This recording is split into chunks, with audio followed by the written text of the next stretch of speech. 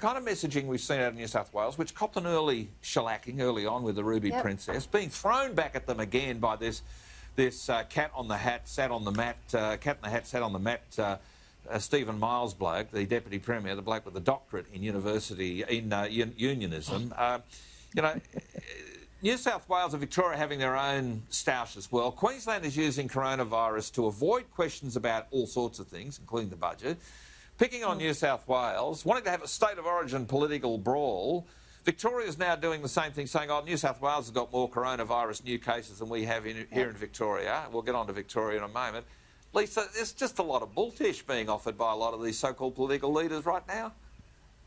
It was only a few weeks ago, Gary, that Josh Frydenberg described Stephen Miles when they were having their bat for bat over the border as him being a bumbling, stumbling lightweight. Stephen Miles just seems to be picking fights left, right and centre with people across the political spectrum, whether it be New South Wales or at a federal level. What happened with Mr Ralph and his wife is just disgusting. So here's a man who underwent brain surgery. All they wanted to do was have him quarantine at home. And Dr Teo actually sent a letter saying, yes, for every medical reason, he should be quarantined at home. The ludicrousy of this is that the government actually said, no, you have to go to this hotel quarantine, and then if you need to go out for medical appointments, you can catch an Uber or a taxi as long as you sit in the back seat with the windows down, like some. How is that going to protect him? It is just absolutely ridiculous. And we were on the program together, Bronwyn, when we were talking about Sarah, who wasn't allowed to. She came up from Canberra, the 26-year-old who couldn't say goodbye to her dad, and then was in full PPE after the funeral, so couldn't hug her sister, couldn't hug her mum. And treated almost like a prisoner as she was ushered in. Back then you were saying that Palaszczuk was, was done and dusted. I just don't see how, if this is an election on COVID and an election on compassion and caring and actually looking after the average normal person in the street, I don't see how Palaszczuk can win it if it's judged on that. Well, I agree, but I mean, I don't know how anybody can possibly. I don't know how anybody can possibly vote for them.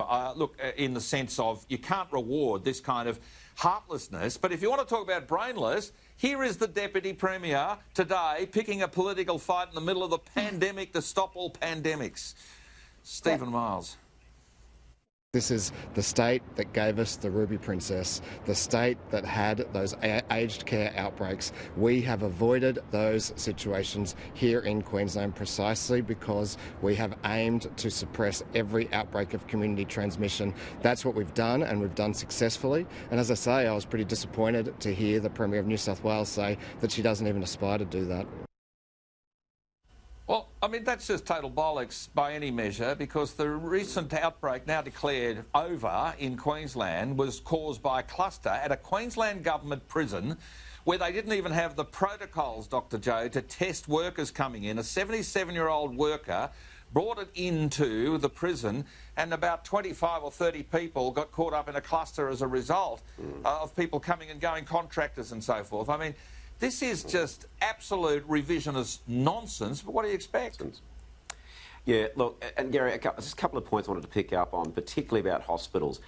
Everybody in Australia as a citizen has a Medicare card, and as an Australian citizen, you can go to any public hospital in Australia. They're run by the states, but they're actually funded by the Commonwealth under what's called the Medicare agreement. So this nonsense that you can't go to a hospital in another state, or state hospitals for people who are in a particular geographic zone, is actually quite incorrect. But it is this sort of one-size-fits-all approach that doesn't allow for individual circumstances. And the notion that a man who has medical treatment can't go back to his home is absolutely appalling. And the other key in all of this is that most of the mistakes, and yes, there was a mistake made of the Ruby Princess, although that was back in March when a lot less was known about this condition than it was now. Exactly. And they fessed up. They actually did a proper inquiry and they said, yeah, we know what, we made a mistake, we won't do it again.